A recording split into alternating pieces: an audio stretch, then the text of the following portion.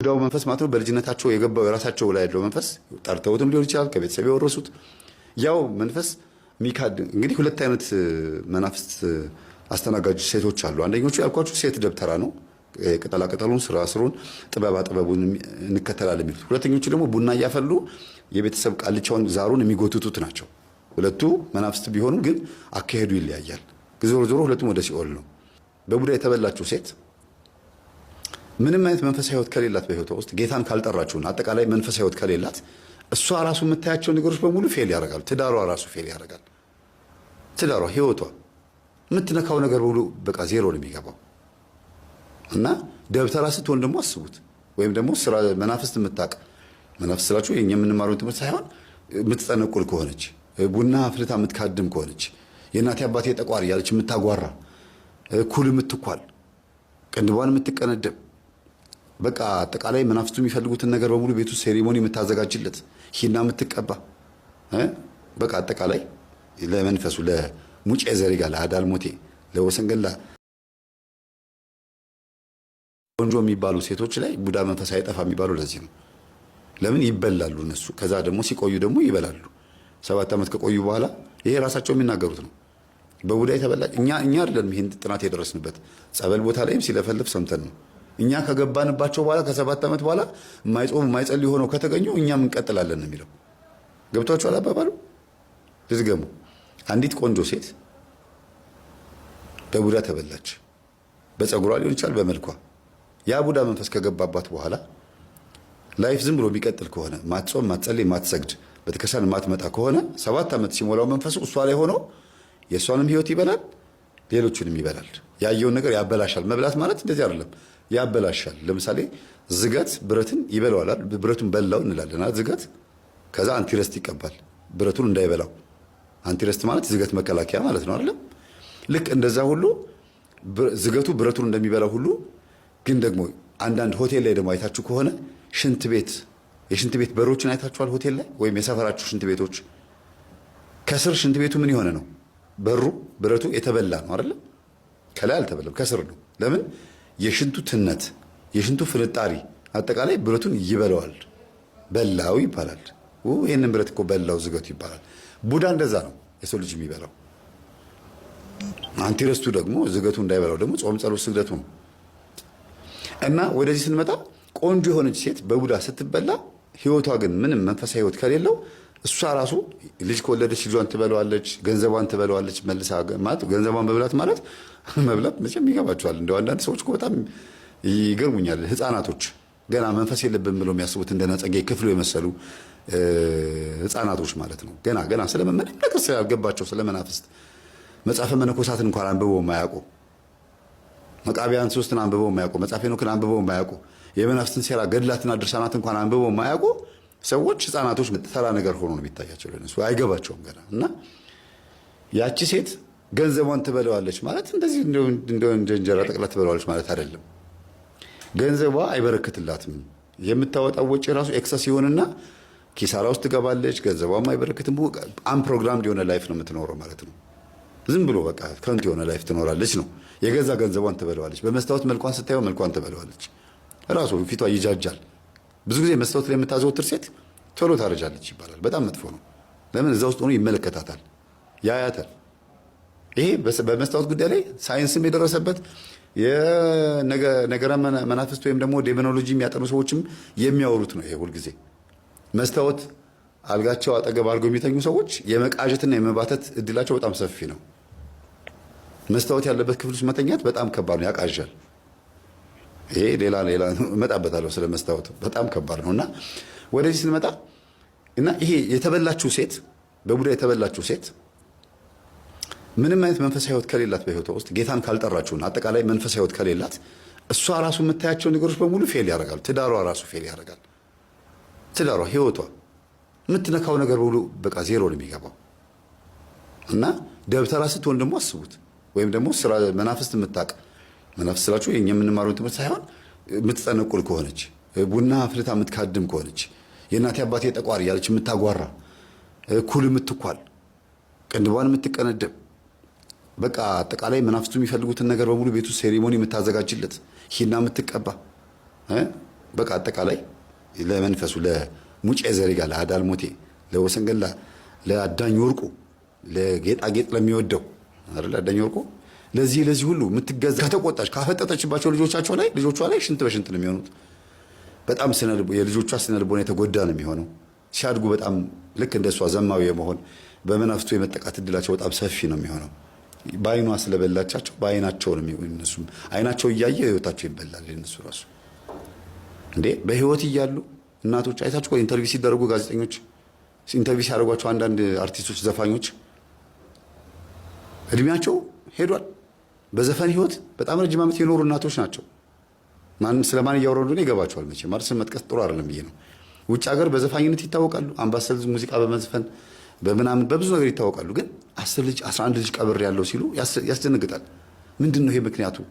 ቤትን ላይፍን ቼክ ማድረግ ያስፈልጋል አይደል እንዴ? እናት ቁጭ ብላ 10 ልጅ 11 ልጅ ስትቀብር ከባድ ነው። እግዚአብሔር ማንም ላይ አያምጣብን፣ ያሳዝናል። ግን ምንድን ነው ላይፍ ህይወት ምንድን ነው ታዲያ? እንደዚህ ከሆነ ለምንድን ነው በዚህ ልክ የተቀጣችው ሴት ችናት? እንዴት ቁጭ ብላ 11 ልጅ ትቀብራለች? እንደዛም ሆኖ ደግሞ አሁንም ዘፈን ላይ መቀጠል፣ አሁንም እኩል መኳኳል። እድሜ ለንስሐ ዘመን ለፍስሐ ነው አይደል እንዴ? እንደው ይበቃኛል ብሎ እንኳን ይህን ሁሉ አድርጌ እንደው አሁን እንኳን ቆራቢ ለምን አልሆንም እንዴ አይባልም? እንደው አሁንም የሆነ ድግስ አለ የሆነ ፕሮግራም አለ ሲባል በስተርጅና አሮጊት ሆኖ እኩል መኳል፣ ቅንድም መቀንድም በጣም ከባድ ነው አይደለም እንዴ? ስለዚህ መልሶ እኛው ላይ እናቶች ላይ ያለው መንፈስ ቡዳው መንፈስ ማለት ነው። በልጅነታቸው የገባው የራሳቸው ላይ ያለው መንፈስ ጠርተውትም ሊሆን ይችላል፣ ከቤተሰብ የወረሱት ያው መንፈስ ሚካድ። እንግዲህ ሁለት አይነት መናፍስት አስተናጋጅ ሴቶች አሉ። አንደኞቹ ያልኳችሁ ሴት ደብተራ ነው፣ ቅጠላ ቅጠሉን ስራ ስሩን ጥበባ ጥበቡን እንከተላለን የሚሉት። ሁለተኞቹ ደግሞ ቡና እያፈሉ የቤተሰብ ቃልቻውን ዛሩን የሚጎትቱት ናቸው። ሁለቱ መናፍስት ቢሆኑ ግን አካሄዱ ይለያያል። ዞሮ ዞሮ ሁለቱም ወደ ሲኦል ነው። ስለዚህ እነሱ ላይ ሆኖ ከወጣትነት ከእድሜያቸው ጀምሮ ትዳራቸውንም ሲበላ ሲያፋታ ሲያጋባ ከ5 ከ6 ወንዶች እንዲወልዱ እያደረገ ሲያኖር የነበረው መንፈስ እንደገና ደግሞ ባሎቻቸውን ገሎ ልጆቻቸውን ገሎ ደግሞ እነሱ ደግሞ እንደገና ጦጣ ሆነው እንዲቀመጡ ያደርጋቸዋል። ምንድን ነው የምትሉት አሁን ይሄን? እና እንዴት ሰው አይነቃም በስተርጅና? በቃ ይበቃኛል። ናይት ክለብ ጨፍር ያለው ናይት ክለብ ዘፍኝ ያለው ቅጥረኛ ሆኜ ናይት ክለብ ማሟቂ ሆኜ ድራም መቺ ሆኜ ክራር መቺ ሆኜ እስክስታ ተወዛዋዥ ሆኜ ብዙ ሰርቻለሁ። ይበቃኛል አይባልም? የሰበሰብኳት ትበቃኛለች። ከዚህ በኋላ ደግሞ እስቲ እግዚአብሔር ያውቃል ተብሎ ወደ ንስሐ እንኳን አይመጣም። ህይወት፣ ጊዜ፣ ሁኔታ፣ ጦርነት፣ ትንቢታት እየተፈጸሙ እንደሆነ እንኳን አያሳይም፣ አያስተምርም። ራሱ ህይወታችንን ሳያስተምርም ምንም ፍሬ አላፈራው። ልጆቼን ቀብሬ ትዳሬን አጥቼ እንደዚህ ሆኜ ከጎረቤት አልተስማማው እንዲህ ይኸው ሰው ሀገር ኖሬ እዚህ ሀገር መጥቼ እንደዚህ ሆኜ ብሎ ማሰብ እኮ አንድ ነገር ነው። ግን ይሄን ማሰቢያ ጊዜ እንኳን አይሰጥም። ከበላ ነው ቡዳ መንፈስ። አንድ ጊዜ ከያዘ ያዘ ነው በቃ። በላይ ነው። ዶሮ ይታረድለታል፣ ግብሩ ይታረድለታል፣ ምን ይደረግለታል። አሁንም ዓመት በዓል ሲመጣ ለማንኛውም ፌጦ መድኃኒት ነው እየተባለ ለከበደ እየተባለ ቡና በር ላይ ይደፋለታል ምናምን። ያው ፈጫ ሰውም ምንም አይቀርለትም። ፈረቀሳም ሄዶ ያመልኩታል። አሬቻም በዚህም ሁሉንም አድርጉት ስለሚባል ሁሉም ውስጥ ዘውዘው ይላሉ። ቅዱስ ቁርባኑ ላይ ግን አይመጡም። ለምን? ህይወት ስለሆነ ነው። ህይወት ስለሆነ አይፈልገውም ዲያብሎስ። ተቀምጠዋላ። ሰው እኮ ራሱን አስቀምጧል። ራሱን ውሰደኝ በእናትህ ከአንተ ጋር በሲኦል ልመንን ብሎ ሰው ራሱን ለአጋንንት ራሱን አስቀምጧል። እግዚአብሔር እንዴት አድርጎታል ይቀማል? ከአጋንንት እጅ እንዳይቀማል እኛ ራሳችን ያስቀማ ነው። ተቀምተን ቢሆን ኖሮ እኛ ራሳችን ወስዶን ቢሆን ኖሮ አጋት ያዝንልናል ክርስቶስ። ግን ወደን ፈቅደን ራሳችን ከሰጠን በኋላ እንዴት ብለህ መዳን ትወዳለህን? እምነት አድኖሃል ይሌ ነበር አምላክ። እንዴት ነው በግድ የሚያደርገው? ያም ሆኖ እኮ በስልካችን ላይ ብዙ ሜሴጅ ይመጣል፣ ብዙ ነገር እናያለን፣ በቴሌቪዥን እናያለን፣ ቤተክርስቲያን እናያለን። የእግዚአብሔር ጥሪዎች የፍቅር አምላክነቱን የሚገልጽባቸው ብዙ መንገዶች አሉ። ግን አሁንም ልባችን እንደደነደነ ነው እና በስተርጅና ጣራ ላይ ወጡ በጣም ብዙዎች አሉ። ሙሉ ዓለም ታደሰና ሰራዊት ፍቅሬ ማስታወቂያ ሲሰሩ ማረሰዋል። የዛሬ ስንት ዓመት ነው በስተርጅና ጣራ ላይ ምናምን ብላ የምትለው ነገር አላት ሙሉ ዓለም። ይገርመኛል። በጣም የሚገርም አባባል ነው። በጣም ብዙ አባቶች በአሁኑ ሰዓት በስተርጅና ጣራ ላይ ወጥተዋል። ጣራ ላይ የሚላችሁ ምን ማለት ነው? ወጣቱ እንኳን የማያደርገውን ኃጢአት አዛውንቶች እያደረጉት ነው። ሽማግሌዎችና አሮጊቶች እያደረጉት ነው። ያጭ በቃ ፖለቲካ ውስጥ ገብቷል። እዛ የሚቡካካሉ ምን ይላሉ። በጣም በጣም በጣም ከባድ ነው ቤተሰቦች። እና ለንስሐ ነው የተሰጠን ጊዜ እድሜ ለንስሐ ጊዜ ለፍስሐ ይባላል፣ ለደስታ ማለት ነው። እና ክርስቶስን ይዞ ስጋው ደሙን ተቀብሎ ንስሐ ገብቶ በንጽህናና በቅድስና መኖርን የመሰለ ጊዜ የለም። ይሄን ጊዜ ደግሞ የምታመሰግኑት መራብ መጠማት የሚባለውን ነገር በሙሉ ከጾም ጋር በማገናኘት ሳይሆን ጾም የምንጾመው ስጋችን ለመግራት ነው። ቅዳሴ 2 ሰዓት ሙሉ ቆመን የምናስቀድሰው እላችን ላይ ያለው መናፍስት ተናዶ እንዲሄድልን ነው፣ ከእግዚአብሔርን በረከት እንድናገኝ ነው እንጂ እግዚአብሔር በአንድ ደቂቃ ጸሎት ይሰማል። 2 ሰዓት ሙሉ ስለጮህን አይደለም። ግን ደግሞ 2 ሰዓት ሙሉ እንድንቆም ያስገደደን 2 ሰዓት ሙሉ ስጋችን ይገራል። 2 ሰዓት ሙሉ ስንቆም ጠላት ዲያብሎስ ጥሎን ይሄዳል። 2 ሰዓት ሙሉ ስንቆም ትዕግስትን እንማራለን፣ የመረጋጋት ነገር እንማራለን። ከእግዚአብሔር መንፈስ በረከት ረድኤት በጣም በሰፊው እንቀበላለን። የጠፋንበትን ያክል ቤቱ እንገኛለን። የጠፋንበትን ያክል እንጂ እግዚአብሔር ከቤትም ሆነን እኮ ይሰማል። ስታለቅሱ በረሃ ውስጥ ሆነ የጠፉ ሰዎች ይሰማቸዋል እኮ። የትም ቦታ ሆነን እኮ በአውሎ ነፋስም በወጀብ መንገድ አለህ የተባለው በሁሉም ውስጥ ይሰማል እግዚአብሔር። ግን መገኛ ደግሞ ስፍራ አለው። ቅዱስ ነኝና ቅዱሳን ሁኑ፣ ክብር ለሚገባው ክብርን ስጡ፣ ቦታን አዘጋጁልኝ ብሎ እንደተናገረ እግዚአብሔር የሚገኝበት ደግሞ ቦታ አለ። እኛ እንድንሄድ ስለተፈለገ እንጂ እሱ ሁሉም ቦታ አለ። ምሉ በኩል ለሄ ነው ኦልማይቲ ጋድ፣ ሁሉም ቦታ የሚገኝ አምላክ ነው። እና የሴት ደብተራ በጣም ክቡህ ነው። በጣም ተጠንቀቁ። ከ3 አይነት ሴቶች ተጠንቀቁ። አንደኛ ስር ማሽቀጠል በጣሽ የሆኑ ቤተሰብ ውስጥ የተወለዱ እህቶችን ፍሯቸው፣ ተጠንቀቋቸው። ይህን በድፈት የምናገረው ባያደርጉት እንኳን እነሱ ያስደርጋሉ። ሲቃወሙ ካልሰማችኋቸው የሚደግፉ ከሆነ በተለይ በጣም ከባዶች ናቸው። አንድ በሉ። ይህን በድፍረት የምናገረው ለምን እንደዚህ ትላለህ ማሚ ፈለገ በሉ። መምህር እኔ እኮ እንደዚህ የቤተሰብ ቄስ ቢዛር ነኝ ምናምን እናንተን አይደለም እያልኩ ያለሁት።